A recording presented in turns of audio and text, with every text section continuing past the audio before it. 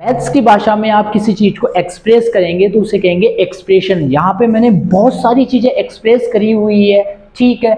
ये सभी की सभी क्या है, पोलिनोमियल है। जी हाँ मेरे प्यारे दोस्तों, ये सभी की सभी पोलिनोमियल है। अब आप पूछोगे सर ये पोलिनोमियल क्यों है, तो मैं इसके अंदर सारी चीजें को क्लियर करूंगा कि पोलिनोमियल ये क्यों ही है, ठीक है।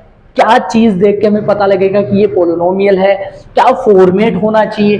देखिए ध्यान से देखिए इन चीजों के अंदर, इसमें कुछ लेटर्स दिए हुए हैं आपको, इसमें कुछ नंबर्स दिए हुए हैं आपको, इसमें कुछ ऑपरेशन हो रहे हैं, यहाँ पे जैसे माइनस हो रहा है, यहाँ पे कुछ प्लस हो रहा है, कुछ डिग्री दी हुई है आपको, ठीक है। कुछ आपको वेरिएबल्स दिए हुए हैं आपको, ठीक है।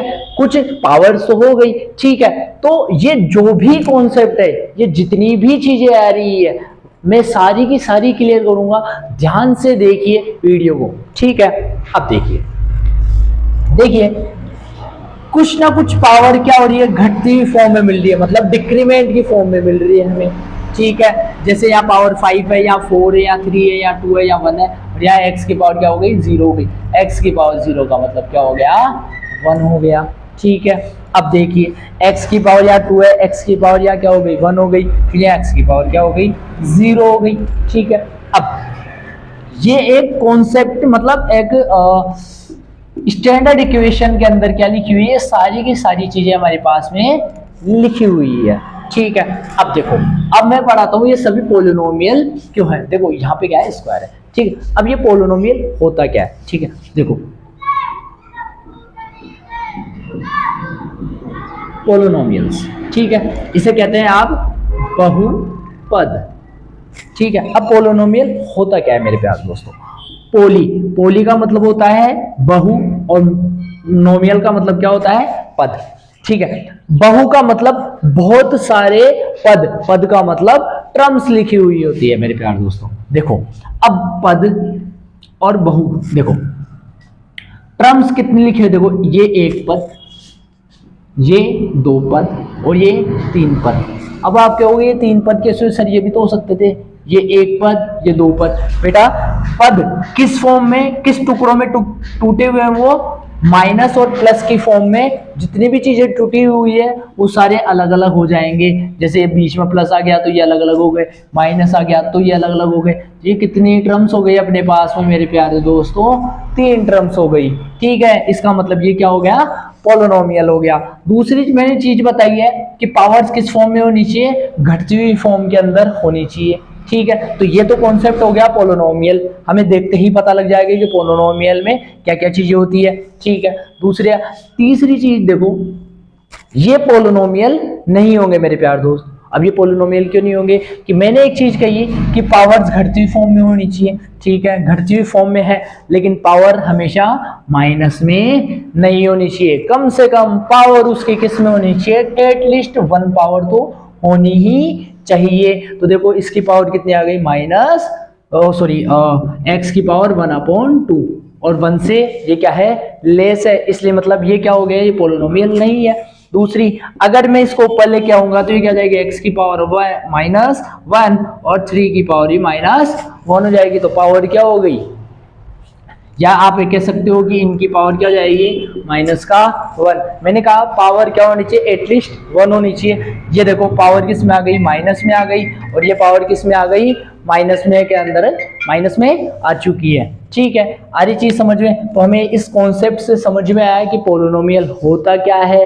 क्या क्या चीजें होती है, ठीक है, कैसे कैसे एक्सप्रेशन होते हैं। तो बढ़ते हैं हम चैप्टर की तरफ, ठीक है। ये मेरे प्यारे दोस्तों स्टार्ट करते हैं एक्सरसाइज 2.1, जो कि बहुत ही आसान है, ठीक है। बिना पेन उठाए हम इस क्वेश्चन को कर सकते हैं। क्वेश्चन क्या कह रहा है, find the number of zeros of px। हमें क्या बताने, px के क्या बताने, जीरोस बताने, ठीक है। तो फर्स्ट क्वेश्चन देखते हैं। जीरोस का मतलब होता है कि जो लाइन x अक्ष पर जितनी बार टच करेगी वो इतने ही क्या होंगे, आपके जीरोस होंगे। तो फर्स्ट क्वेश्चन देखते हैं। तो फर्स्ट क्वेश्चन में सीधी लाइन जा रही है, ये लाइन एक्स एक्स को एक बार भी टच नहीं कर रही है, तो इसके जीरोस कितने हो जाएंगे, 0। तो फर्स्ट का आंसर कितना हो गया, 0, ठीक है। दूसरा क्वेश्चन देखते हैं। तो वो लाइन ऐसे घूमती हुई एक ही बार लाइन को एक्स एक्स लाइन को एक ही बार टच कर रही है, तो उसके जीरोस कितने हो जाएंगे, 1 हो जाएगा। तो देखो वो दूसरा एक बार, उसके बाद में 2 बार, उसके बाद में 3 बार, तो इसका आंसर कितना जाएगा, 3 हो जाएगा। इसका चौथे का आंसर कितना हो जाएगा, इसका 1 2 3 एंड 4 हो जाएगा। उसके बाद में 1 2 3 और 4 हो जाएगा। ठीक है, जितनी बार भी ये लाइन को देखो, जितनी बार भी ये लाइन को टच कर रहा है उतने आपके क्या हो जाएंगे, जीरोज हो जाएंगे। जैसे इसमें देखते हैं तो 1 2 3 और 4, तो ये 3 तक तो मैंने बता दिए, बाकी आप करके देखिए। देखते हैं 2.2 के अंदर फर्स्ट क्वेश्चन ये कह रहा है कि हमें इसके अंदर रिलेशन बताना है, शून्यांकों का योग निकालना है और शून्यांकों का गुणनफल, इनके बीच में हमें क्या बताना है, रिलेशन बताना है। ठीक है, क्वेश्चन देखो कैसे सोल्व आउट करते हैं। तो पहले मैं कहूंगा कि ये जो इक्वेशन है हमेशा इस इक्वेशन के तौर पे लिखी हुई होनी चाहिए। जैसे पावर 2 है, यहाँ पे भी पावर 2 होनी चाहिए, यहाँ पावर 1 है तो यहाँ पे 1 होनी चाहिए, यहाँ क्या है वेरिएबल तो यहाँ पे वेरिएबल होना चाहिए, है कोई दिक्कत नहीं है। उस साइड देखते हैं, यहाँ पावर 2 है, पावर 2 है, यहाँ पावर 1 है, यहाँ नहीं है, ये पावर यहाँ है, तो इसको इंटरचेंज करेंगे तो इसको लिखूंगा 6x² माइनस 7x माइनस का 3 इक्वल टू में 0, इक्वल टू में 0।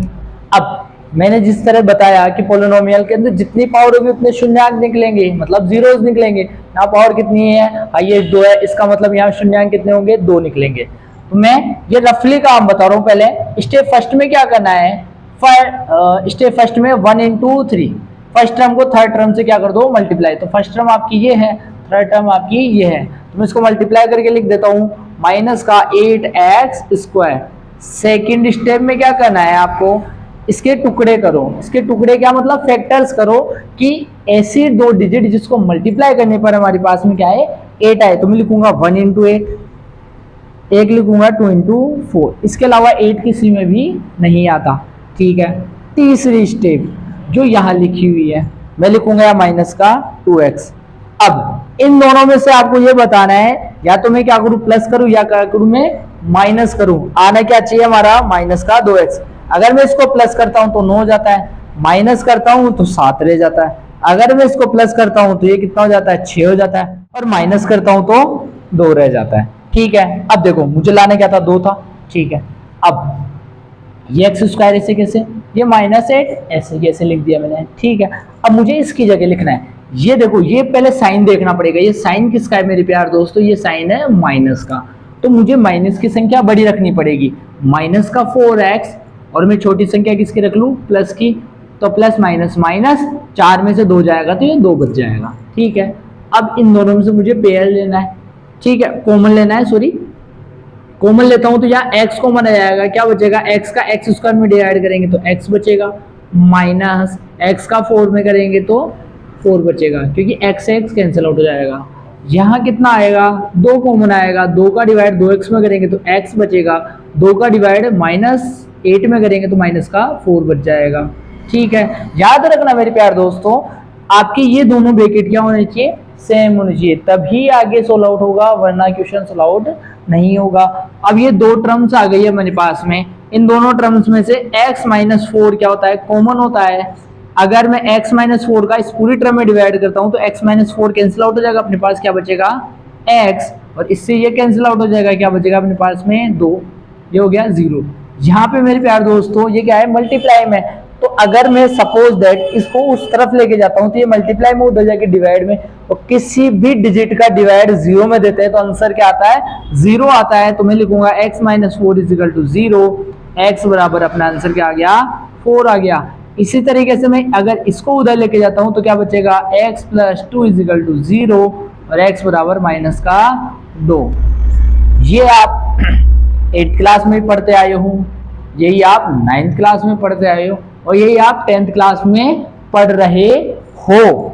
अब 10th क्लास का थोड़ा सा अलग कॉन्सेप्ट क्या है कि ये तो क्या है अपना अल्फा, और ये क्या है आपका बीटा।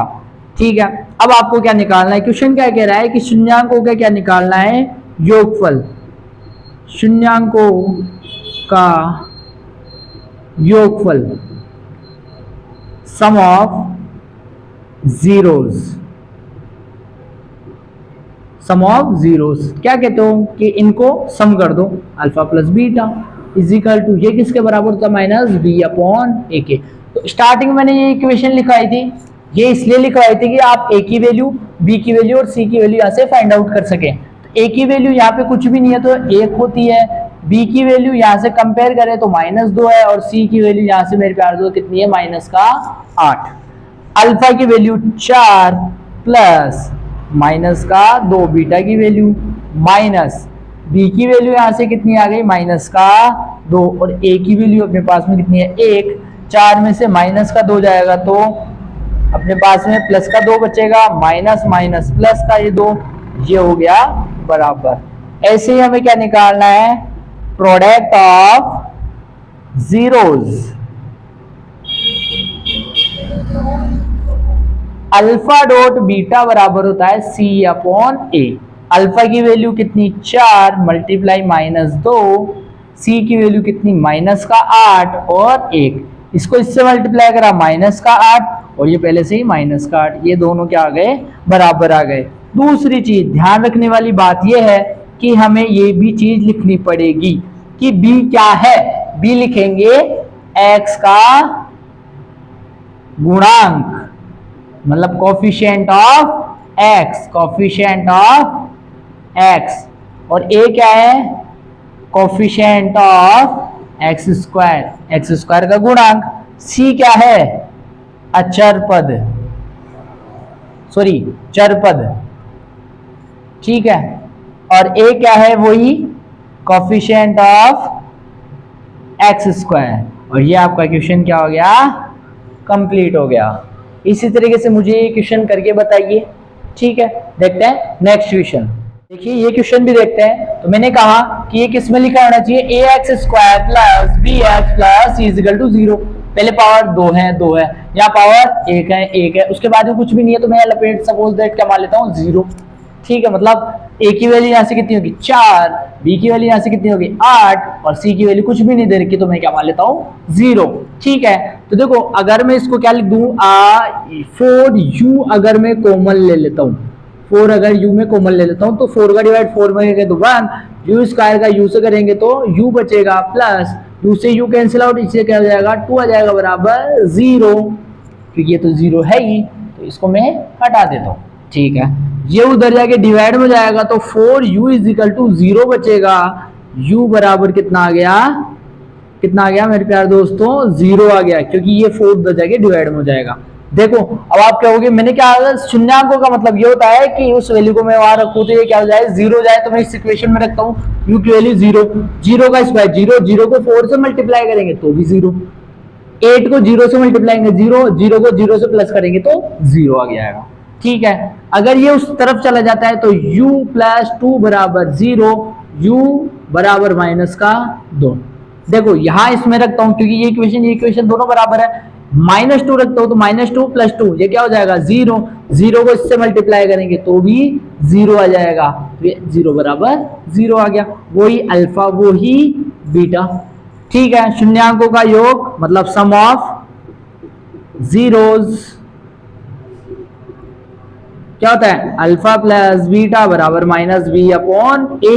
अल्फा की वैल्यू क्या होगी, 0, प्लस बीटा की वैल्यू -2, माइनस b की वैल्यू यहां से कितनी निकली अपने पास में 8, और a की वैल्यू 4, इससे काटूंगा ये 2, -2 बराबर -2, ठीक है। वही प्रोडक्ट ऑफ जीरोज, ठीक है। प्रोडक्ट ऑफ जीरोज क्या होगा, अल्फा डॉट बीटा बराबर c अपॉन a। अल्फा की वैल्यू अपने पास में मेरे प्यारे दोस्तों कितनी है, यहाँ पे 0 है, और बीटा की वैल्यू -2, c की वैल्यू अपने पास में कितनी है, 0 है, और a की वैल्यू कितनी हो गई, 4 हो गई, ठीक है। अभी वीडियो आप देख रहे होंगे अटक अटक के चल रहा है, एक्चुअली क्या है फोन से ही वीडियो बन रहा है, और इतनी गर्मी हो रही है कि फोन ऑटोमेटिकली कैमरा बंद कर देता है, ठीक है। तो ये इसको मल्टीप्लाई करेंगे 0 जाएगा, इसको इसमें डिवाइड करेंगे 0 जाएगा, ठीक है मेरे प्यारे दोस्तों। अब ये देखिए क्वेश्चन क्या है, क्वेश्चन जो भी है पहले सबसे पहले आपका बेस स्ट्रॉन्ग होना चाहिए। देखो मेरे प्यारे दोस्तों, दो तरह की पढ़ाई होती है, एक तो बच्चे को फोर्सफुली पढ़ाया जाए कि बेटा पढ़ पढ़ पढ़, एक उसका खुद का मन हो, ठीक है। मेरे पढ़ाने से या किसी और के पढ़ाने से नहीं पढ़ोगे, खुद का मन होना चाहिए पढ़ने का। उसके लिए देखो, पढ़ने का मन है फिर तो बहुत जने होते हैं हेल्प करने के लिए बेटा, ठीक है। फर्स्ट ऑफ ऑल आपका खुद का मन होना चाहिए। सेकंड बात ये है कि आपको अपना बेसिक क्या करना पड़ेगा, स्ट्रॉन्ग करना पड़ेगा। उसके बाद में ही आपकी मैथ या अदर सब्जेक्ट बढ़िया हो सकती है और बढ़िया नंबर आ सकते हैं। इस बार तो बुक भी इतनी पतली सी है बेटा, ठीक है।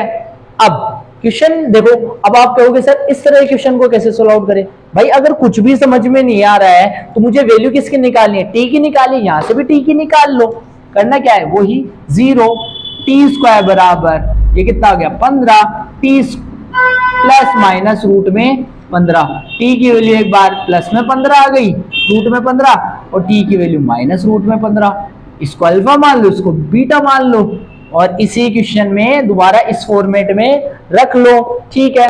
तीसरी बात, ए की वैल्यू यहां से कितनी निकलेगी 1, बी की वैल्यू यहां देखो टी है ही नहीं, देखो यह स्क्वायर के साथ में ए आता है, और जिसकी पावर कितनी हो 1 हो उसके साथ बी आता है।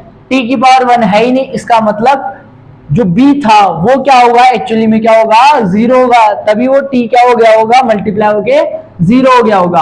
और सी की वैल्यू मेरे प्यार दोस्तों यहां से कितनी हो गई 15 हो गई। आगे इसी फॉर्मेट में क्वेश्चन कीजिए, देखते हैं 2.2 का सेकंड क्वेश्चन, जो कि इस चैप्टर का लास्ट क्वेश्चन है, ठीक है।